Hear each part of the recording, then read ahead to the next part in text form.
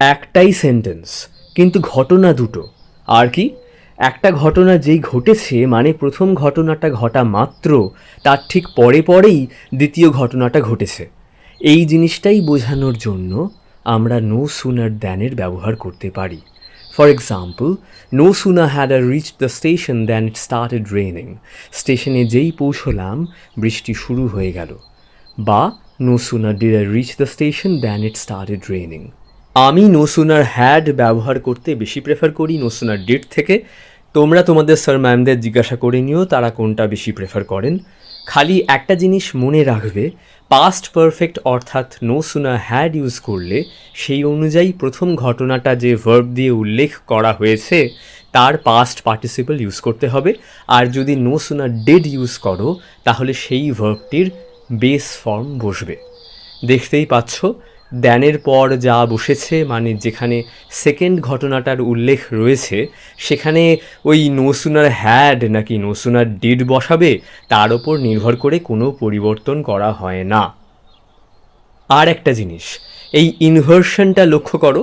No sooner ছাড়াও ইংলিশে এরকম অনেক উদাহরণ পাবে যেখানে অক্সিলারি ভার্ব সাবজেক্টের আগে বসে, অথচ সেটা কোনো প্রশ্নবোধক বাক্য নয়। কখন কখন এইরকম ইনভার্সন হয় তার ওপর পরে একটা ভিডিও বানাবো, সে হবেক্ষণ। এবার যেটা বলছি শোনো। কিছু মানুষ নো সুনার হ্যাড বা ডিডকে সেন্টেন্সের প্রথমে বসিয়ে সাবজেক্ট আর অক্সিলারি ভার্বের ইনভার্সন করিয়ে নো সুনার দ্যানকে ব্যবহার করাকে বিশেষ পছন্দ করেন না। তাদের যুক্তি হলো এরকম করলে শুনতে বড্ড ফর্মাল লাগে, এইভাবে কি কেউ নর্মালি কথা বলে নাকি?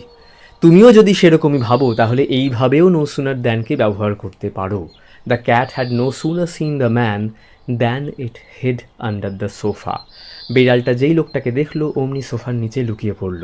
She had no sooner started doing her homework than the telephone rang. ও যেই হোমওয়ার্ক করবে বলে বসেছে অমনি ফোন বেজে উঠল।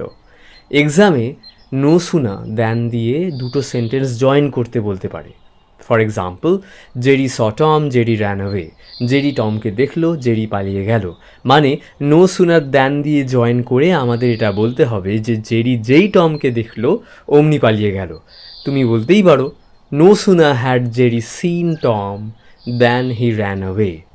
হ্যাড আছে তাই সিন হলো। আবার প্রথমে নো সুনার লিখতে ভালো না লাগলে Jerry had no sooner seen Tom than he ran away, এটাও বলতে পারো। আর যদি নো সুনার ডিড প্রেফার করো তাহলে বলো no sooner did Jerry see Tom than he ran away. আর একটা জিনিস বলে ভিডিওটা শেষ করব। দেখো এখানে কিন্তু THEN দেন নেই, THAN দ্যান আছে, এটা মনে রেখো। এই হলো ব্যাপার। ঠিক আছে, নতুন কিছু যদি শিখে থাকো ভিডিওটা লাইক করো আর চ্যানেলটাকে সাবস্ক্রাইব করো যদি এমনই আরও ভিডিওস দেখতে চাও। Until next time, this is আরবি সাইনিং অফ।